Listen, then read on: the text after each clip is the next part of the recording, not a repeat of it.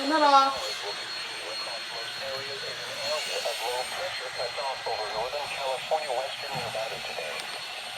Showers will linger into Thursday across the southern half of the area as the low slide south and exits the region.